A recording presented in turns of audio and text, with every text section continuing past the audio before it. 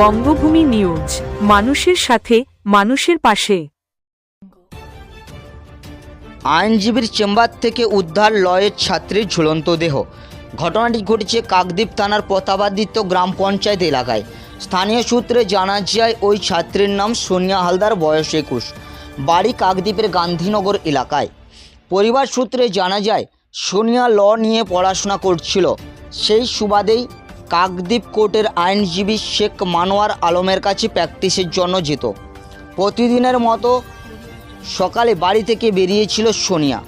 হঠাৎ করে পরিবারের কাছে খবর আসে আইনজীবীর চেম্বারের মধ্যে ঝুলন্ত অবস্থায় পড়ে রয়েছে সোনিয়ার দেহ। এরপরের পরিবারের লোকজন ঘটনাস্থলে পৌঁছায়। খবর দেওয়া হয় কাকদ্বীপ থানার পুলিশকে।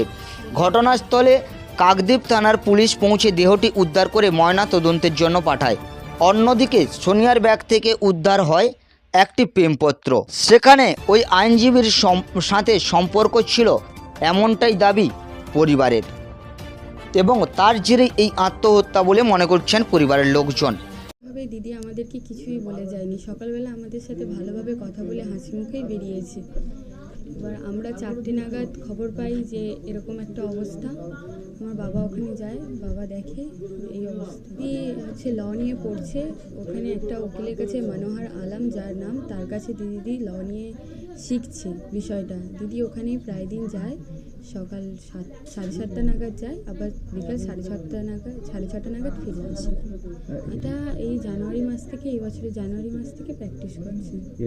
আইনজীবীর সাথে কিছু হয়েছিল কি না হয়েছিল আমরা কিছুই জানি না, কিন্তু আমরা কিছু চিঠি পেয়েছি ঘর থেকে, সেটাই আমরা এখন দেখছি। আমরা ওনার প্রতি কেস করতে চাই। চিঠিতে লেখা আছে যে অনেক গোপন কথা লেখা আছে, যেটা আমরা জানাতে চাই না। ওখানে আইনজীবীর নাম লেখা আছে না, আগে জানায়নি দিদি কিছু।